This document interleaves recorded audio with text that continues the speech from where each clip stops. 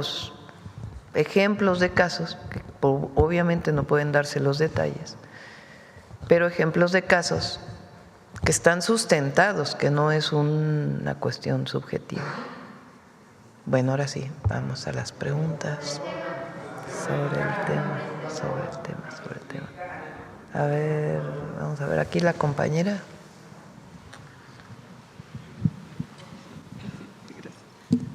Muchas gracias, presidenta. Jimena Mejía, de Grupo Imagen. Quisiera consultarle, hay una investigación periodística que reveló que el coordinador de los senadores de Morena, Adán Augusto López, pues no presentó en su declaración patrimonial 79 millones de pesos por parte de empresas. ¿Tendría el senador que aclarar esta situación, esta acusación? Esto también porque el SAT ha puesto alertas a las transacciones millonarias que tuvo el ahora senador por parte de una empresa fantasma y otra que obtuvo contratos durante su gobierno en Tabasco. Pues sí, que aclare. Que aclare el senador.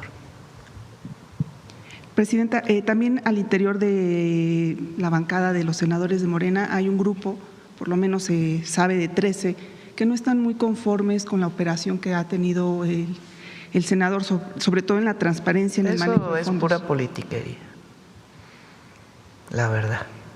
No conozco de un senador que tenga quejas. Nadie se ha presentado. No. Ok. En otro tema, presidenta, una Corte Federal de Nueva York ordenó la aprehensión de Silén García Peña, exregidor del Partido Verde en Jalapa, Veracruz, por tratar de proteger al líder de la Iglesia de la Luz del Mundo, Joaquín García. ¿En el país hay alguna investigación sobre este regidor, sobre esta actuación? Pues la Fiscalía tendría que informar. Lo que hubo que fue público es esta detención de 38, creo que son, ¿no?, personas presuntamente ligadas a este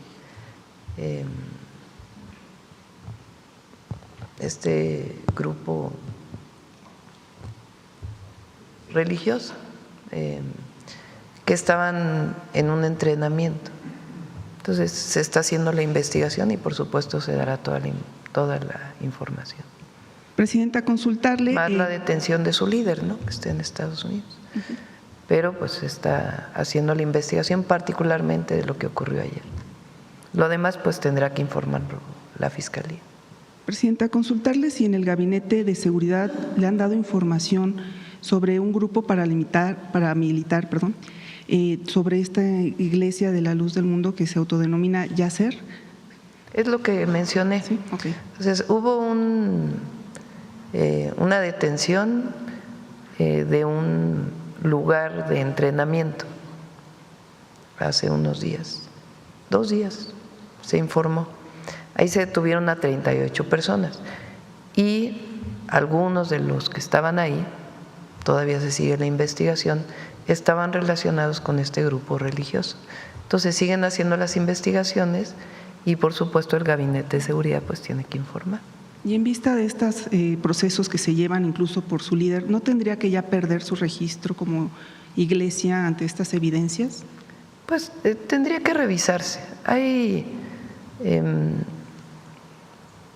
pues no sé, miles de personas que pertenecen a esta iglesia y muchas son de buena voluntad. Entonces lo que hay que perseguir es el delito, que eso es importante. Y en todo caso pues hacer la revisión por parte de Secretaría de Gobernación. Y por último, preguntarle sobre el caso que se evidenció ayer en redes sociales sobre una osa que estaba en un zoológico en Nuevo León, que estaba en muy mal estado. Saber si su gobierno podría apoyar en el caso. Se sabe que la Profepa ya está actuando, pero si se podría hacer una mayor investigación. La Profepa está ahí y también que informe la Profepa. Gracias. Gracias. Bueno, a ver acá. Ahorita vamos para allá.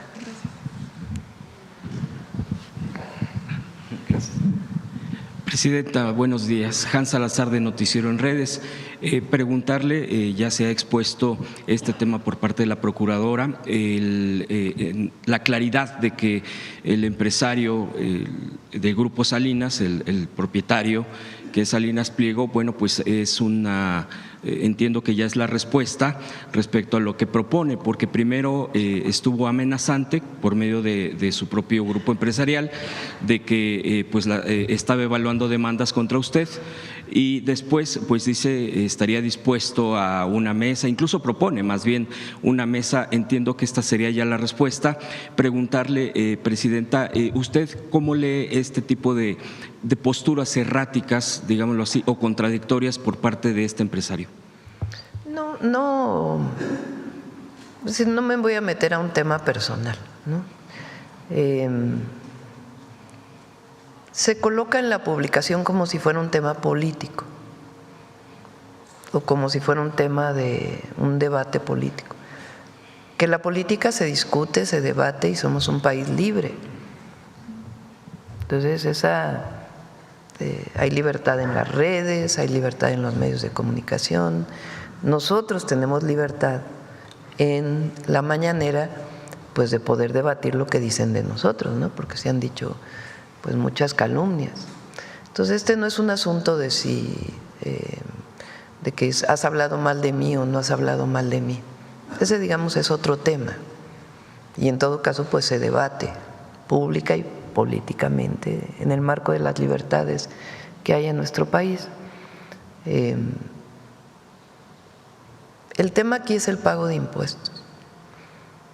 Entonces ha habido muchas mesas con este grupo, no con nuestro gobierno, pero previas con el SAT, de cuánto realmente ascienden estos y otros adeudos que tienen. Hay que decir que hay impuestos que se pagan. El tema son estos juicios, que son juicios muy antiguos, no son juicios que hayamos puesto en este momento, sino juicios que vienen desde antes del 2018. Y son juicios que tienen que ver con una mala utilización de la consolidación fiscal o de esquemas que se utilizaron para evadir impuestos. Entonces, por eso presentamos el tipo de casos que hoy están en la Corte, para que se vea que no es un asunto de subjetividad, no es que el director del SAT o alguien en el SAT tenga mala fe y quiera hacer algo contra una u otra persona, o algún grupo empresarial u otro grupo empresarial, sino que son casos que ya han pasado primera instancia, segunda instancia y ya están llegando a la Corte. Entonces, ¿qué beneficios puede tener un deudor, este u otros deudores? Y me refiero a grupos, personas físicas o morales. Cuando se paga el impuesto tiene beneficios, se le descuentan recargos, se le descuentan multas, de acuerdo con su decisión de pagar. Eso es legal y está en el Código Fiscal. A veces ascienden hasta 25% de lo que se debe, o sea, representan un monto significativo, pero es legal. No hay nada de una mesa donde nos sentemos a ver qué te descuento o qué vas a exentar, porque eso, la Constitución muy clara se prohíbe. Entonces, si ya pasó primera instancia, segunda instancia, tercera instancia, ¿a qué tienen derecho? A acercarse al SAT, obviamente, y a decir, a ver, ¿qué beneficios tendría si pagara en este momento dentro del marco del Código Fiscal? Bueno, pues tendrías beneficios al descuento de esta multa, al descuento de este recargo por pagar, por la decisión de pagar. Pero sentarse en una mesa a negociar los impuestos, pues eso ya es de otras épocas, y más particularmente en estos casos. Entonces, repito, el diálogo siempre está abierto, y si hay un diálogo respetuoso también, tiene que haber un diálogo respetuoso, pero no puede ser un diálogo de una negociación de que te quito, porque esto ya se trabajó muchísimo, no es de ahora. Vienen algunos de 2008, estamos hablando de la época de Calderón incluso, algunos de la época de Peña Nieto, ni siquiera son del 2018 para acá los 9 casos. Entonces, ¿quiere pagar? Adelante, está el SAT para que se le de acuerdo con lo que dice el Código Fiscal, públicamente y abiertamente, porque eso sí, nosotros no negociamos esas cosas, y menos en lo oscurito, sino de acuerdo con el Código Fiscal, de qué beneficios gozas por decidir pagar.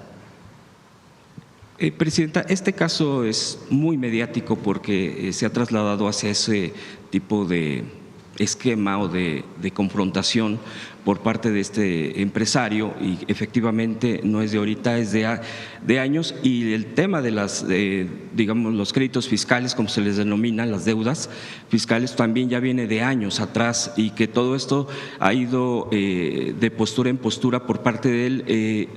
Y en este momento también con un nuevo Poder Judicial que tendrá que definir también lo correspondiente. De hecho, el ministro presidente de la Suprema Corte de Justicia actual, ya la nueva, van a analizar también ya, porque son diversos caminos que también él sigue teniendo de acuerdo a la ley. El desenlace es de todo este tipo de situaciones de deudas fiscales por parte de este grupo empresarial. Mantiene a muchos en el país, o a la gran mayoría, en qué va a pasar. Para usted, el desenlace, ¿cuál? Evidentemente debería ser cumplir. ¿Sería ejemplo? ¿Cómo le iría precisamente el desenlace? ¿Sería un ejemplo? Porque mucha gente dice, tiene que pagar, si debe, tiene que pagar, porque sería un ejemplo de lo contrario, de acuerdo a lo que vaya a ser un desenlace, muy en contra de cumplir con la ley. No se podría hacer porque es inconstitucional. O sea, no se pueden descontar impuestos. Entonces, ¿qué tenemos que ser todos los ciudadanos? Empresarios, no empresarios, profesionistas, comerciantes, ciudadanos ejemplares. Todos debemos buscar ser personas respetadas por la sociedad. ¿Qué te llevas cuando te vas de este mundo? ¿Dinero? ¿Beneficios fiscales? Te llevas tu reputación, te llevas tu historia de vida, tu fama pública. Y yo creo que a eso debemos tender todos, ¿no? A que nuestras familias pues se sientan orgullosos de sus padres, de sus madres, de su padre, de su madre, de sus abuelos. Entonces todos debemos ser ciudadanos ejemplares. Y hay empresarios en México ejemplares que pagan sus impuestos, que no están en otra cosa. Y no digo que no deban participar en política, todos tienen derecho a participar en política. Ahora, nosotros no hemos calumniado a nadie, a nadie. Ahora, ha habido ofensas a la presidenta, a muchos de los servidores públicos. Ni siquiera hemos dicho, a ver, te voy a denunciar, a demandar por las ofensas que has dicho. Y usa una televisión pública, porque es una no pública, una concesión. Entonces, por eso esto es al pueblo de México, mi mensaje es al pueblo de México. Es lo que debe este grupo empresarial, o algunos otros grupos empresariales, o ciudadanos. No es un invento, no es una subjetividad, no es algo que alguien construyó ilegalmente. El que paga los impuestos puede acceder, y hay una injusticia, para eso están los tribunales, para eso está abierta la puerta, para que se les explique por qué se están cobrando determinados impuestos, por qué se hace una auditoría, y está la misma Procuraduría del Contribuyente. Y todos los tribunales administrativos y del Poder Judicial. Entonces, no es subjetivo, hay técnica aquí atrás, con base en las leyes. Entonces, no es que uno se niegue a platicar con alguna persona, no. El tema es que hay cosas que no son negociables, porque no es político, es la ley. No puede ser que para algunas cosas se hable de libertades y de leyes y para otras cosas no.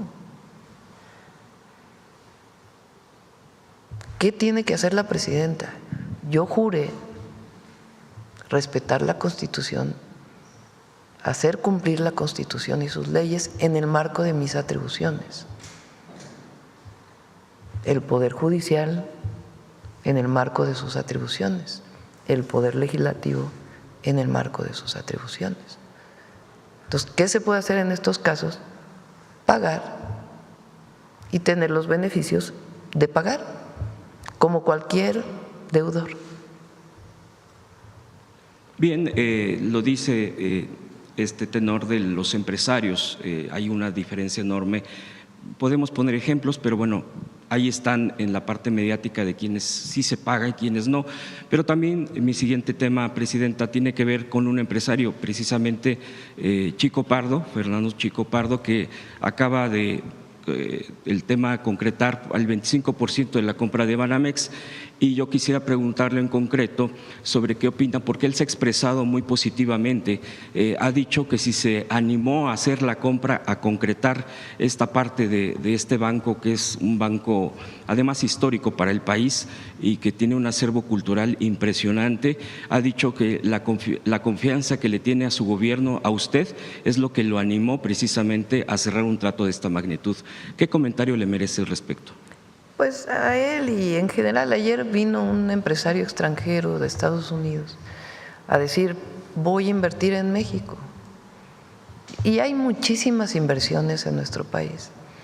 Y yo me reúno con empresarios pequeños, así como me reúno con la gente cuando salgo a territorio y escucho a muchísimas personas.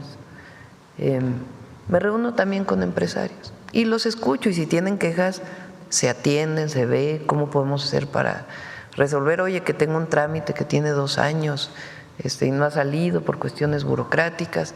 Bueno, pues vamos a ver qué problema tiene ese trámite, todo dentro del marco de la ley. Se está trabajando ventanillas únicas y otras cuestiones para poder acelerar las inversiones. Se hicieron los polos de bienestar, donde hay inclusive beneficios fiscales por invertir ahí establecidos claramente. Entonces, diálogo siempre va a haber y siempre vamos a escuchar lo que se plantea y actuar dentro del marco de la ley. Y hay cantidad de inversiones que quieren llegar a México. O sea, no hay un ambiente antiempresarial, nada, para nada. En general, los empresarios están muy contentos. Muchos de ellos incluso reconocen que por el bien de todos, primero los pobres, es un modelo económico que es muy bueno para el país. Algunos hay diferencias, pues es normal, así es México libre, pero la ley es la ley. Finalmente, presidenta, preguntarle a propósito y el tema de los jóvenes que se ha puesto en esta presentación y que es a través también de programas como Jóvenes Construyendo el Futuro, la atención a la juventud. Usted ya ha tocado el tema de la escuela donde usted fue, el CCH Sur, y lo lamentable de los hechos ahí ocurridos, y que en la UNAM siempre ha sido espacios vivos donde los estudiantes libremente se manifiestan. Hemos estado viendo en estos días muchas expresiones de ellos, de los propios estudiantes del CCH Sur, que fue donde ocurrió este hecho, también de las facultades, incluso pues se han estado ya manifestando al tema. Rectoría pues ha tenido que responder a lo que le ha tocado, porque pues es nuestra máxima casa de estudios, es autónomo también, como ya se queda claro. Pero también ha saltado el tema a partir de lo que se ha ido sabiendo, por lo menos en el caso de filtraciones, habría que aclararlo, el por qué un joven, un estudiante, hace esta agresión y pues el resultado que ya se sabe. Se habla mucho de un tema emocional, de atención emocional hacia los jóvenes. Yo escuchaba muy atentamente a una joven, a una estudiante del CCH decir: lo que necesitamos es atención psicológica, lo que necesitamos es atención emocional. Yo me ponía a pensar, bueno, pues ahí, por ejemplo, se tiene la Facultad de Psicología y no que los estudiantes estén apoyando directamente en eso, pero podría haber esquemas y eso la universidad tendrá que atenderlo. Pero también empieza a permear la discusión en las redes sociales, en los medios. ¿Qué pasa también con esa atención hacia los jóvenes que se sienten mal para evitar que se ha aumentado el tema de los suicidios, el tema de las problemáticas internas que pues son tan diversas, pero que también llegan a estos casos probablemente, repito, porque son filtraciones de lo que hemos estado viendo? Y de ahí también ha salido una caja de Pandora de que son grupos en las redes sociales que tienen cierta problemática y que la canalizan hacia este tipo de cosas de violencia. Preguntarle concretamente en este esquema, en este contexto, el gobierno federal, por ejemplo, los estudiantes entiendo que siguen teniendo el seguro facultativo, que es el IMSS, es la atención hacia los estudiantes. Si están pensando o si se pudiera estar esquematizando, reforzar la atención psicológica, psiquiátrica, emocional hacia los jóvenes en general del país para poder prevenir, porque pues es un asunto verdaderamente muy complicado. Sería mi última pregunta, presidenta. Sí, bueno, primero evidentemente dentro del marco de la autonomía, la propia universidad tendrá, la autoridad universitaria tiene que dar su atención, sus soluciones, y hay que escuchar a los jóvenes siempre, siempre. Entonces, en este momento se pueden acercar a Abraham, pues ahora si quieres dar los números de atención, aparte de el número de atención que tenemos de CONASAMA, que la línea de, ¿por qué no lo pones? Por si quieren hablar ahí. Y ahora Abraham puede decir si se quieren acercar.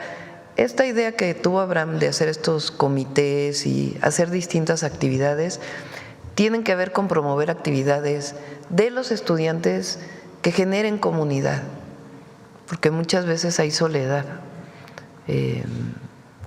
por distintas razones, incluso por problemas familiares.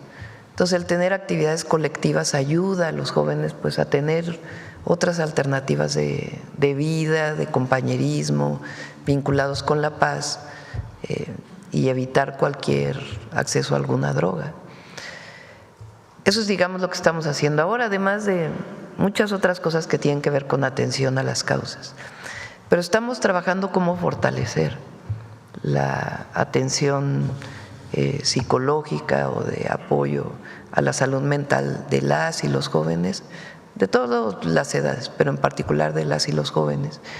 Y estamos trabajando para el próximo año, yo lo dije en campaña y lo hice en la ciudad, teníamos un programa en la ciudad que se llamaba Jóvenes Unen al Barrio, que incorporaba a los jóvenes, sobre todo aquellos de mayor riesgo de acercarse a un grupo delictivo o a otro tipo de actividades, con una pequeña beca.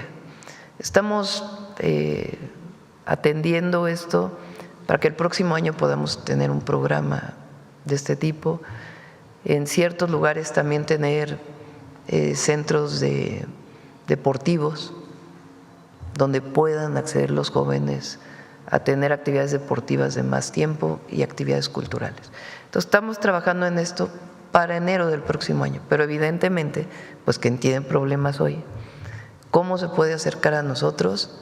A través del INJUVE y a través de esta línea o con cualquier compañero servidor público para poder conocer su problemática y poder apoyarles. Y a la autoridad universitaria, pues estamos siempre para apoyar en lo que se necesite. Y, por ejemplo, también se podría contemplar, ya para finalizar, presidente, este mismo tema, en las redes sociales se comenta mucho que ya había expresiones o manifestaciones de que podía ocurrir algo en esto de este joven que está detenido y que pudiera ser prevenir precisamente, sí, dependiendo lo que… Se llama inteligencia de redes, que se pudiera estar observando si hay una situación así para poderle evitar y alertar a la institución.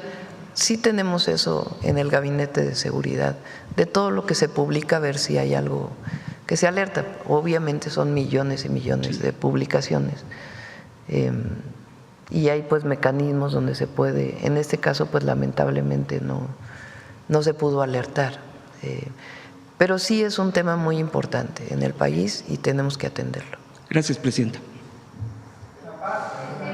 Y las familias, a los padres, a las madres que se acerquen a sus hijos siempre, que no… Bueno, ¿qué más? A ver la compañera y vamos atrás. Buenos días, Presidenta. Yujel Carolina, de Código Libre. Presidente, el día de ayer el Ministerio de Comercio de China inició una investigación sobre los aranceles y otras medidas comerciales restrictivas de México contra China. ¿Qué nos comenta de esto? ¿Hubo o en algún momento se contempla que la Secretaría de Economía pueda reunirse con sus homólogos chinos? Ayer se reunió Marcelo, el secretario de Economía, con el embajador de China en México.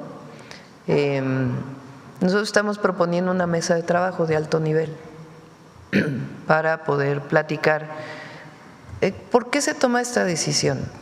En cerca de 4 años aumentaron las importaciones en nuestro país cerca de 83%. También aumentaron las exportaciones. Y nosotros, ese es el Plan México, pues lo que queremos es producir más en México para pues tener una balanza comercial en donde las importaciones no sean iguales a las exportaciones, sino tener pues una balanza comercial positiva. En este momento tenemos una balanza comercial positiva, pequeña pero positiva, pero queremos que sea mayor. ¿Qué quiere decir?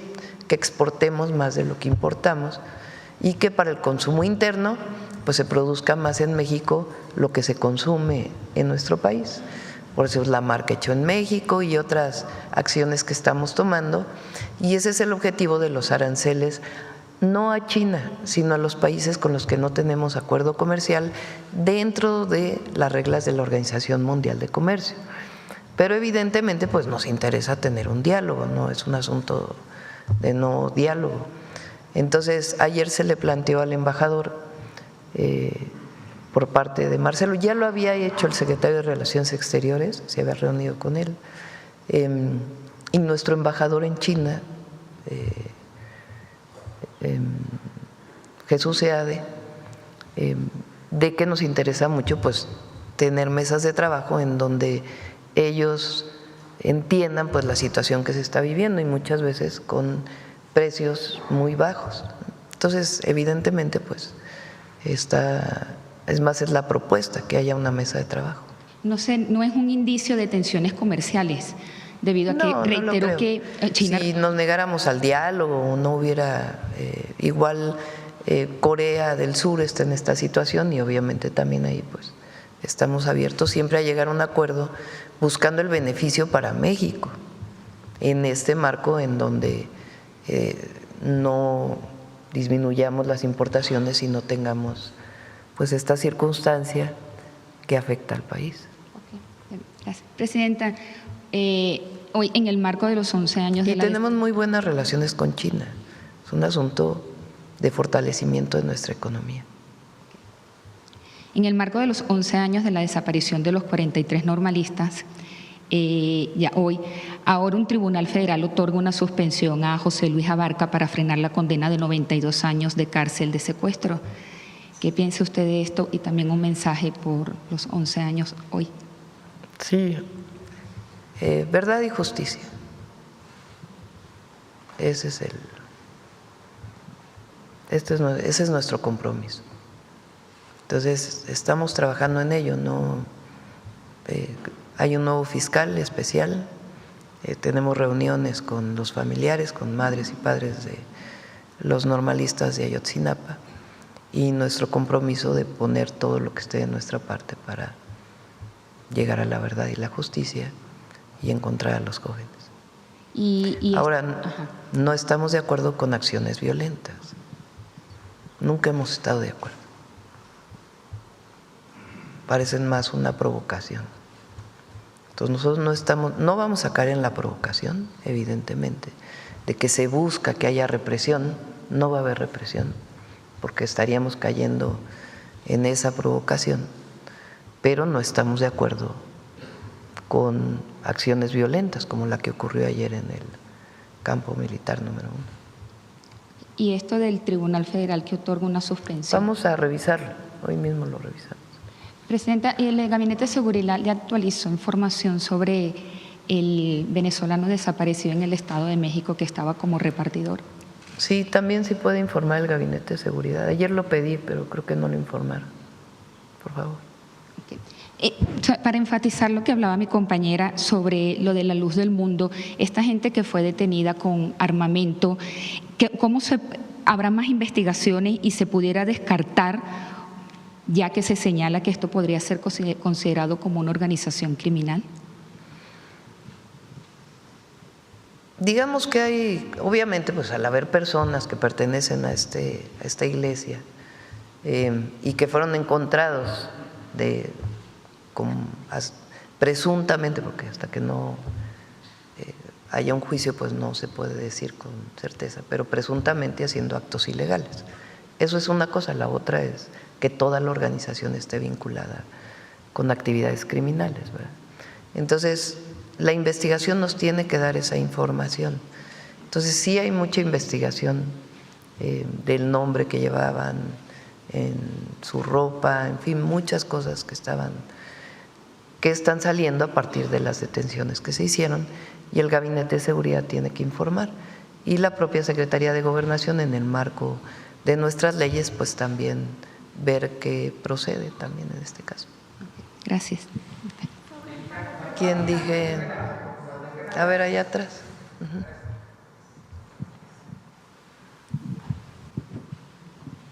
Gracias, Presidenta. Máximo Allende para Subjetivo.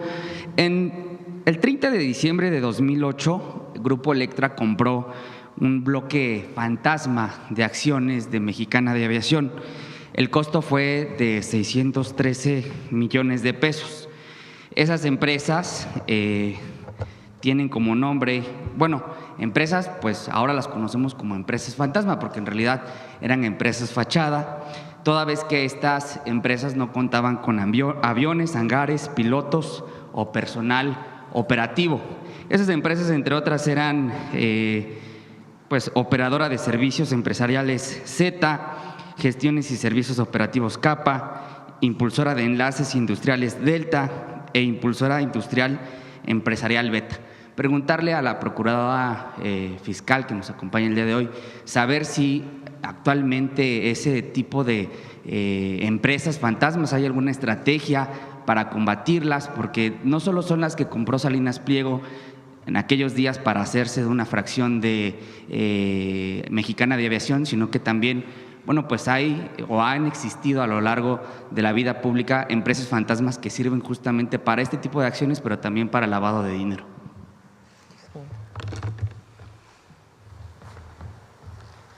Gracias, si me permite. Y con mucho gusto y precisión les informamos también que justamente parte de las reformas que se presentaron con el paquete económico para 2026 se incluye una reforma para el Código Fiscal y es justamente un fuerte combate a las factureras y a las empresas fachadas.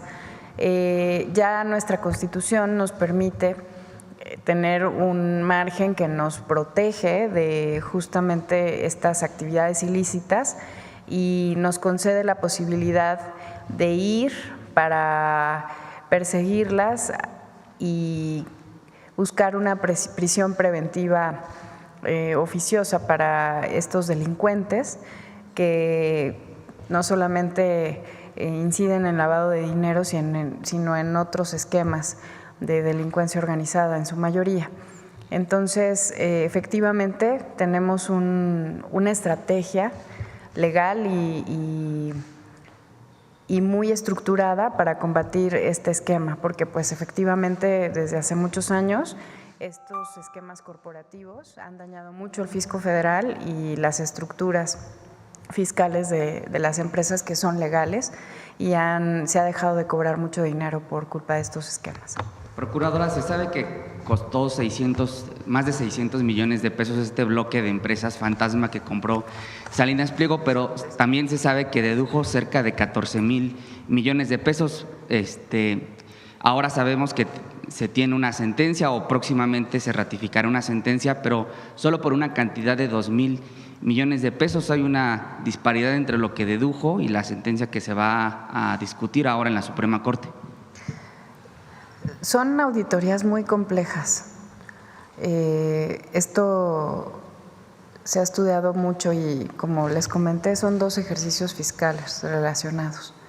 Vamos a esperar la sentencia de la Corte para que pueda ya con mucha claridad y firmeza analizarse ya de fondo qué es exactamente lo que va a dar lugar al cálculo exacto y correcto para que pueda determinarse el pago de estos impuestos. La pregunta concreta era, perdóneme, si podría pagar más. Está en el proceso, difícilmente ya puede como procuradora adelantar más información. Sí, perdón, está vivo el juicio y para protegerlo, hasta que no se dicte sentencia, no podemos hacer ningún pronunciamiento respecto a un cálculo específico. Tendríamos que esperar a que la autoridad judicial determine. Correcto. Ahora, si me lo permite, Presidenta, preguntarle sobre 2 temas estatales. En el Estado de México se presentó recientemente… Nada más para complementarlo, lo que dice nuestra compañera Grisel. Sí hay varias, algunas ya fueron publicadas y otras vienen en el paquete económico. Esquemas que nos permiten jurídicos pues evitar estas empresas fachada o factureras. Por ejemplo, ya no se puede crear y cancelar una empresa el mismo día, que luego hacían así. Se creaba, facturaba y luego la daban de baja. Eso ya no se puede hacer a partir de hace algunas semanas. Y algunas otras cosas que ya las podemos explicar en una mañanera especial si quieren. Parte de esta cuestión no voy a decir ningún caso en lo particular, pero se daban casos, por ejemplo, en que una empresa compraba una parte de una empresa que estaba en quiebra con deudas. Entonces compraban la deuda.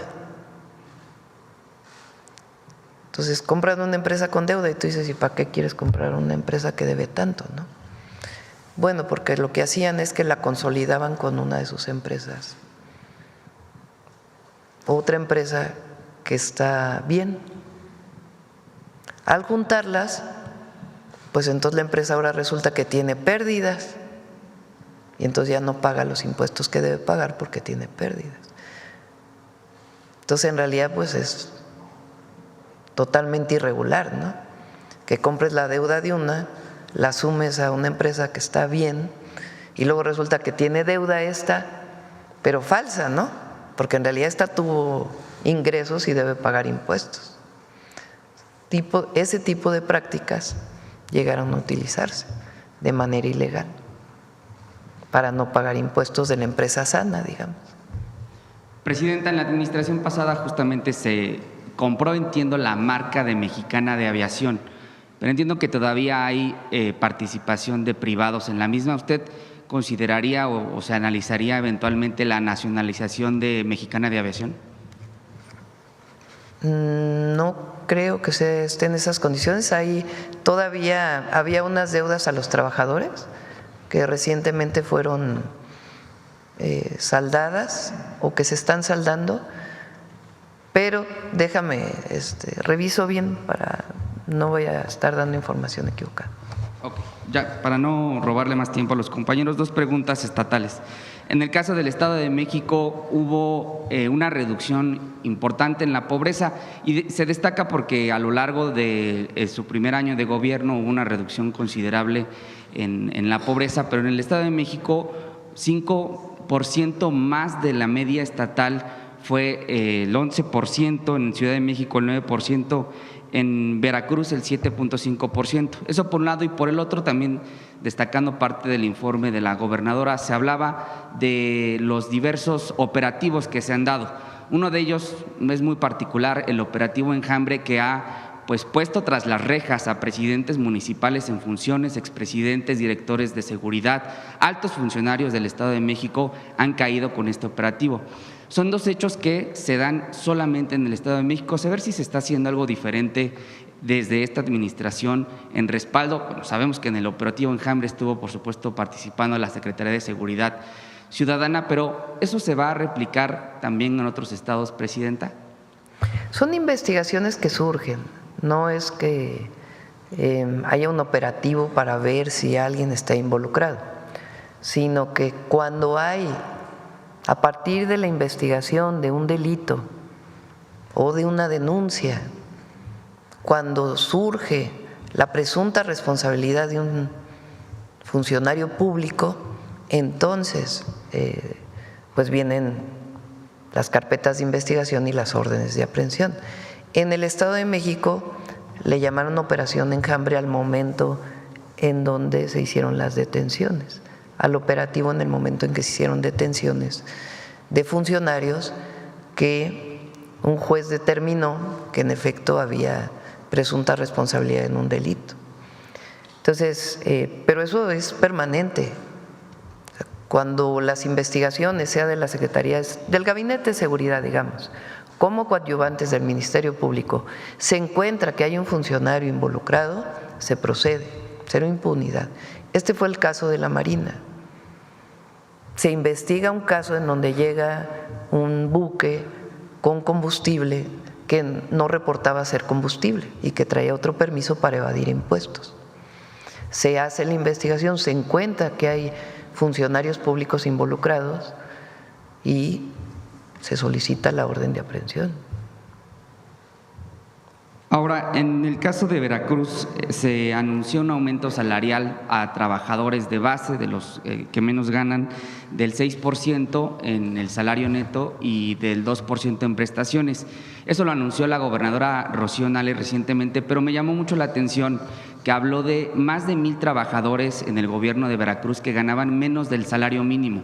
Saber si en el gobierno federal todavía, bueno, o si existen trabajadores que ganen menos del salario mínimo, presidente. Hay casos que no es como salario completo, o sea, no es su salario, sino que tienen algún apoyo que viene de hace tiempo. Por ejemplo, promotores educativos de lenguas indígenas en el estado de Chiapas. Entonces, ahora el próximo año estamos buscando que puedan ganar al menos el salario mínimo y luego ya regularizarlos a lo que debe ganar un maestro como tal. Hay casos de ese tipo que estamos revisando, pero no es un contrato, sino es un apoyo que se le da a una persona. A través se llama de capítulo 4000. Entonces, de todas maneras, en esos casos, pues tiene que tener si no es un beneficio relacionado con una beca, sino con una actividad que tenga que ver con una acción de gobierno, pues estamos buscando que puedan tener mayores ingresos. Por último, Presidenta, el pasado 6 de marzo de 2024, aquí en Palacio Nacional fue derribada la Puerta Mariana con una camioneta de CFE por parte de manifestantes de la Normal Rural Isidro Burgos. Fue de hecho el abogado Vidulfo Rosales quien confirmó, porque el presidente en su momento había dicho que se trataba de provocadores y no, fue el propio Vidulfo quien confirmó que sí eran compañeros del movimiento, dijo.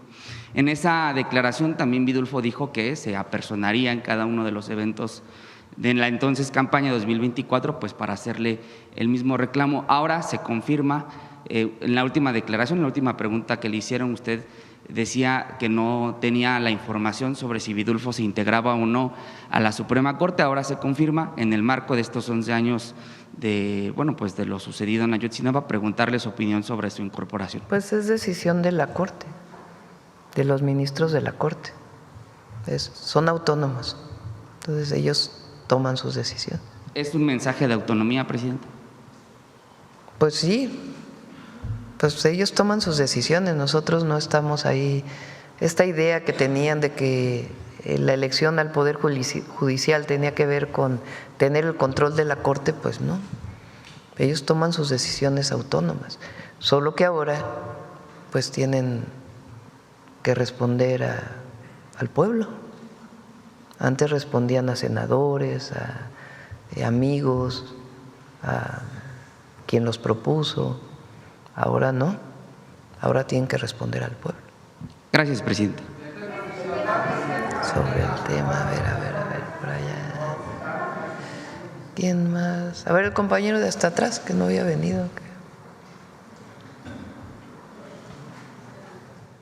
El otro compañero y luego si quieres él. Presidenta, buenos días. Me llamo Kirill Rudenko de Agencia de Noticias RIA Novosti de Rusia. Tengo varias preguntas. Primero, sobre el régimen de visados con mi país. Casi toda América Latina es espacio sin visados para los ciudadanos rusos, excepto Barbados, Haití, Bahamas, Trinidad y Tobago y México.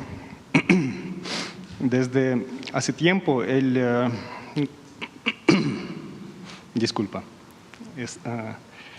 gobierno mexicano estudia un acuerdo de supresión recíproca de visados con Rusia, donde radican las dificultades para aprobarlo y cabe esperar avances durante su administración. Pues tendría que revisarlo Secretaría de Relaciones Exteriores. Ya lleva hace años. Pues que lo revise Relaciones Exteriores. Gracias. Otra pregunta sobre mexicanos en conflictos armados. México es parte de la convención que prohíbe el mercenarismo, pero vemos testimonios sobre la participación de mexicanos en conflictos armados y reportajes de medios mexicanos sobre reclutamiento de exagentes de fuerza, incluso aquí en la Ciudad de México. ¿Qué mensaje daría a quienes consideran esa vía de ingreso o ya han tomado armas en conflictos? ¿En qué casos te refieres? Pues hay casos de participación de mexicanos en conflicto en Ucrania, hay casos en Medio Oriente. Todo es en el marco de la ley. Obviamente nosotros estamos en contra, nosotros somos pacifistas, por convicción y por constitución. Entonces, cuando hay una persona reclutada por la vía legal para alguna cuestión, pues tiene que ser evaluada en el marco de la ley. Y si van a violar alguna ley en el extranjero, pues tienen que cumplir con las leyes en el extranjero. Entonces, evidentemente, nosotros no estamos de acuerdo con ninguna guerra, ninguna. Y si hay un mexicano involucrado en una actividad ilegal en el extranjero, pues tiene que rendir cuentas y tiene la protección consular como cualquier mexicano en cualquier lugar del mundo.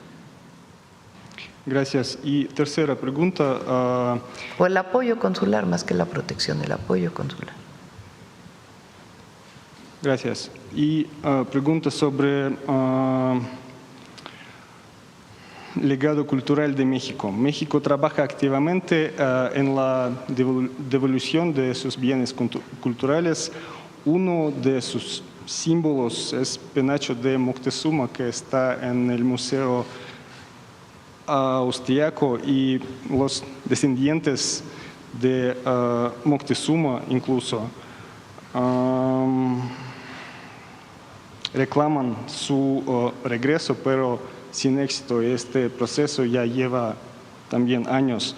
¿Planea su gobierno acciones concretas o ya se desarrollan algunas gestiones en un plano no público en este sentido? Ha habido varias solicitudes de repatriación, vamos a decirlo así, del penacho de Moctezuma. Hay, digamos, en la mesa lo que se ha puesto son cuestiones técnicas de que pudiera tener algún daño sí es trasladado. De todas maneras, nosotros seguimos pidiendo pues que cualquier pieza que esté en el extranjero que tenga que ver con nuestras culturas, pues que regrese a nuestro país.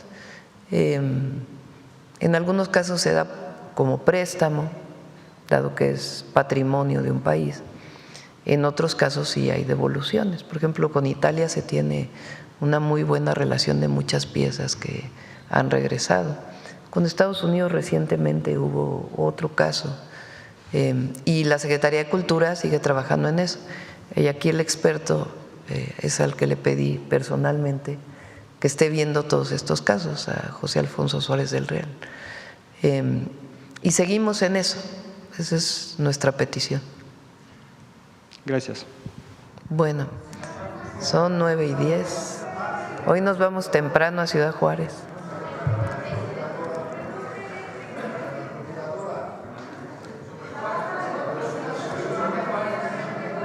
Yo creo que ya hablamos mucho hoy, ¿no? Ya tienen suficientes notas hoy. Tenemos, miren, un montón de videos, ¿verdad? Tenemos un video de México Canta, un video de Viernes Muy Mexicano de la Canaco, ¿no? Tenemos un video de la nacionalización de la industria eléctrica que se cumple mañana, 27 de septiembre. Tenemos Suave Patria y tenemos, creo, otro, no, ya, ¿verdad? ¿De qué más tenemos? No, ya no más eso, nada más. Entonces vamos a…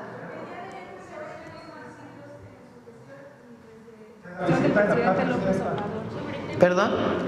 El día de ayer fue el día con menores homicidios. Ah, sí, 37. Correcto. ¿Qué nos puede decir, Presidenta? ¿Funciona la estrategia? Pues es que aquí hay que ver la tendencia, ¿no? Digo, evidentemente, o sea, el día de ayer fue el día de menor número de homicidios desde hace por lo menos 10 años, creo. No sé si son 10, pero bueno, que nos digan. Pero aquí pues es difícil tomar un dato aislado, ¿no? Entonces hay que ver cómo va a salir el mes de… Recuerden que hubo tantas noticias el día que presentamos el informe de seguridad que como que se perdió. Entonces, 30% de disminución de homicidio doloso en el mes de agosto, comparado con septiembre del 2024. 30% o 32%, ¿no? A ver, pon la gráfica.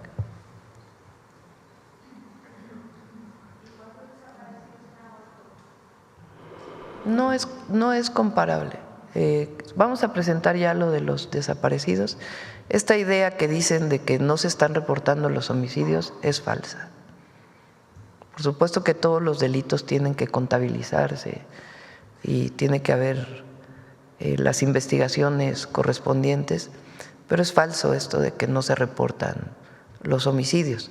Esto viene del reporte de las fiscalías estatales y después el INEGI.